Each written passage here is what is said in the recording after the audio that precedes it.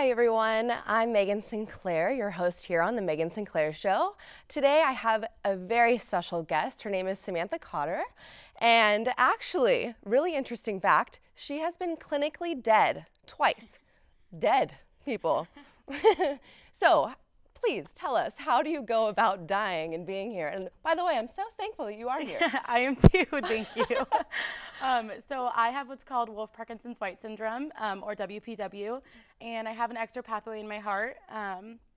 I had to go to the emergency room plenty of times, and a couple of times I had a heartbeat up to about 200 times a minute, and they couldn't stop it, and so I got a shot called adenosine, and it stops your heart and you flatline for about 3 seconds, so it's Wow. you're clinically dead. What did your parents think of that?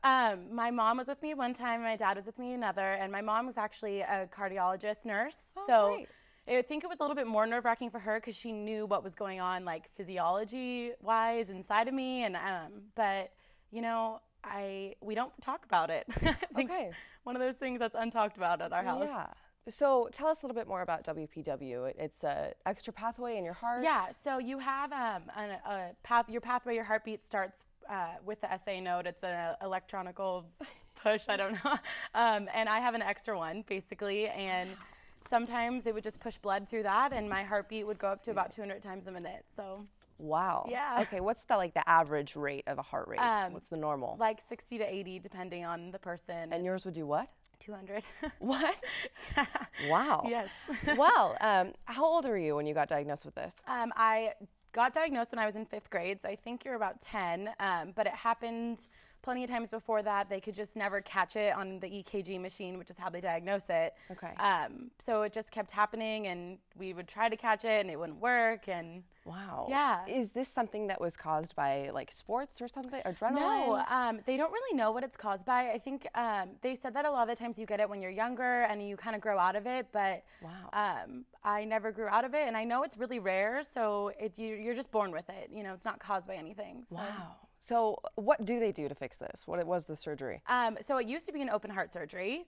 Really thankful that that wasn't what I had to go through. When you were like 10? Yes, so Wow. I didn't do that. I got the surgery in 8th grade, so Okay. I was 13 going on 14. Great. And they went through, it's called an ablation, and they went through catheters in my neck and in my groin and just burnt off the pathway. And that's that. And that's that. So how are you today? Are you okay? I'm good, yeah. I've had a couple episodes since the surgery, I think because, you know, I'm 22 now, and I wasn't done growing at 13, 14 years old. So I think the pathway maybe grew back a little bit. And Wow. so it's not nearly as frequent or as bad as they used to be. And technically I can go in and get another ablation if I want to ever, but I'm going to try to hold off on that. That's really interesting. Yeah. So now you're saying something about they had to catch it? Yes. What does that mean? So the way to diagnose it, you have to see it on the EKG. You have to see What is an EKG? electrocardio, I don't know, graph, I think. Okay.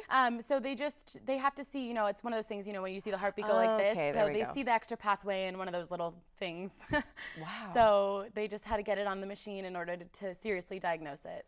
So Wow. And they did finally. they did, yes. And Well, my mom did. So. Your mom did? My mom did. That's great. She used to work at Sequoia Hospital, and we used to live right by there, and no one could ever catch it. It just wouldn't be the right timing. And then one day it happened at our house, and we were about 4 blocks away from it. So she rushed me to the hospital, and because she worked there, she could borrow a machine from a doctor, and she randomly caught me in some random room in the hospital. So yeah. Wow. Yeah. That's great. Yeah. That your mother has that training. Yes, it is. Awesome.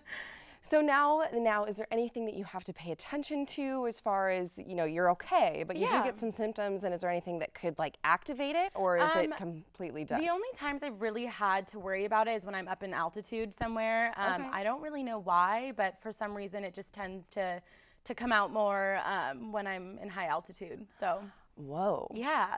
So That's great. Yeah. Well, you know, we have to wrap up here, but it's been great learning about this, and you said that this is extremely uncommon. yes.